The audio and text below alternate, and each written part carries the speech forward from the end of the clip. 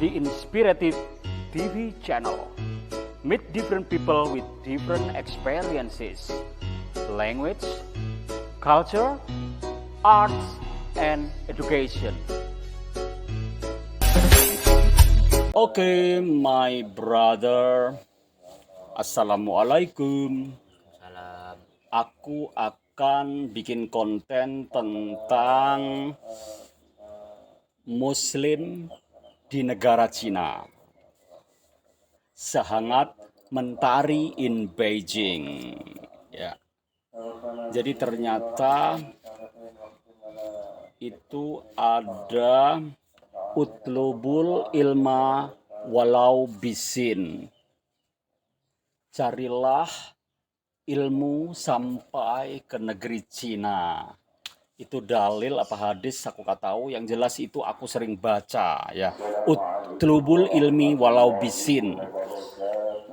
Oke, jadi sehangat mentari Beijing. Kota Beijing terlihat damai serta jauh lebih nyaman dan bersih dibandingkan beberapa kota besar lain di Asia.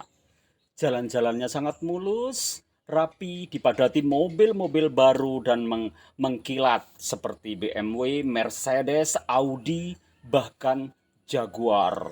Banyak sekali di sana. Begitu pula trotoar jalannya lebar dan ada jalur untuk bersepeda juga. Pada malam hari, truk pembersih menyusuri jalan-jalan untuk menyapu dan mengepel jalan dengan mesin otomatis. Nanjing Road yang terkenal dan dipenuhi toko-toko dengan merek-merek internasional ada di beberapa toko cenderamata yang patut dikunjungi di sini. Bila Anda sabar sedikit agar di tengah jalan Nanjing terdapat sebuah gang kecil yang dipenuhi deretan penjual cenderamata. Keren banget. Piring-piring bergambar, tembok-tembok diwarnai, seharga 300 RMB, tapi akhirnya dilepas dengan harga 100 RMB. RMB itu mata uang di Beijing sana. Jadi banyak cenderamata yang dari Indonesia juga banyak, tapi kebanyakan dari Cina sendiri karena memang mereka juga pinter bikin seperti itu.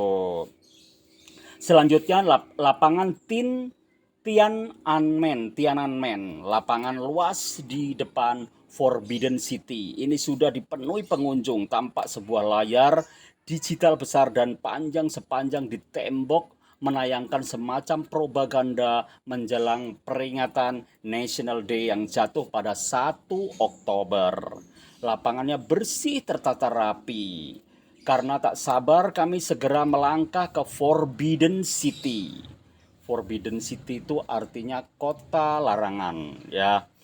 Ada sensasi di sana, ada sensasi tertentu ketika melangkah kami semakin mendekat dari 5 jembatan yang terhampar di depan kami. Jembatan di bagian tempat khusus dilewati untuk kaisar.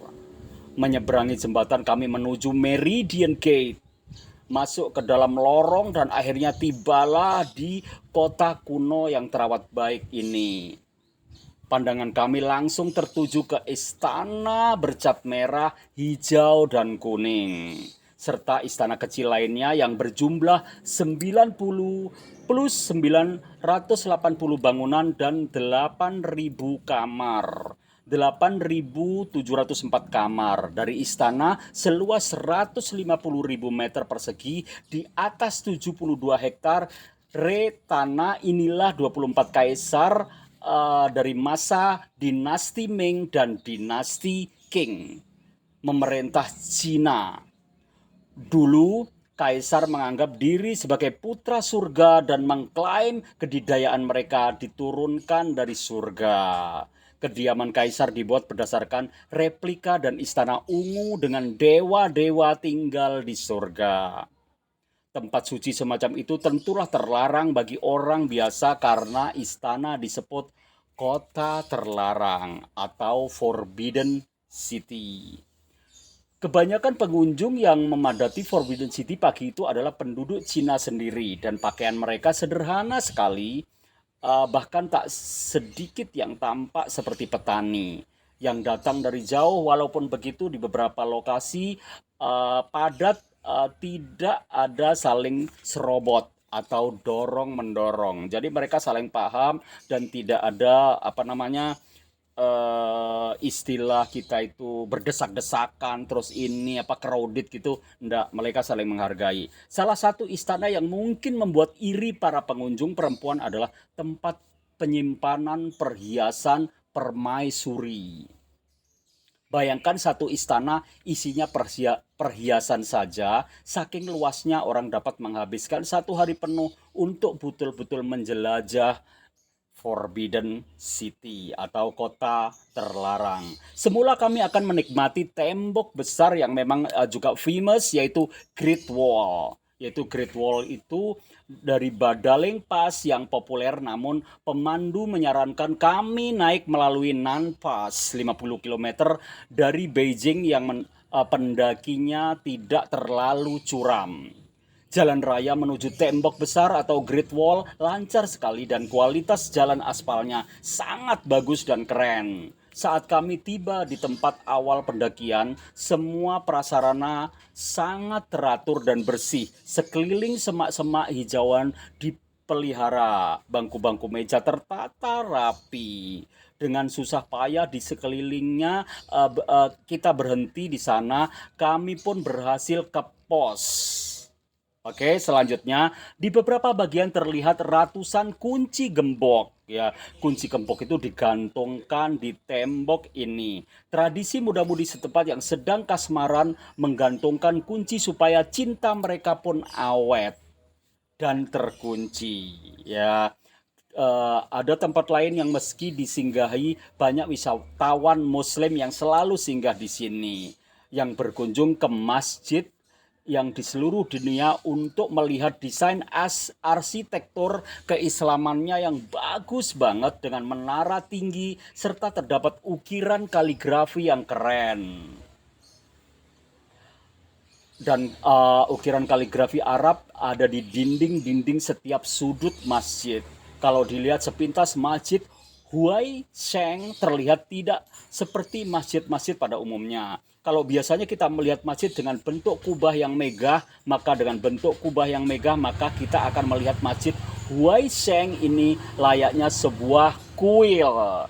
Dilihat dari luar, masjid ini tampak sangat indah dengan batu bata merah dan genteng yang berwarna hijau. Masjid tersebut didirikan untuk memperingati Nabi Muhammad SAW.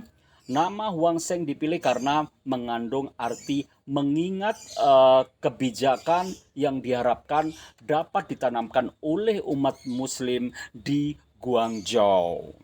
Masjid yang terkenal dengan nama Masjid Menara Cahaya ini dulunya sebagai panduan bagi para pedagang yang berlayar ke negeri Cina. Menara tinggi yang menjulang selama hampir 1.300 tahun itu digunakan sebagai mercusuar untuk kapal-kapal di sungai Zhongjiang.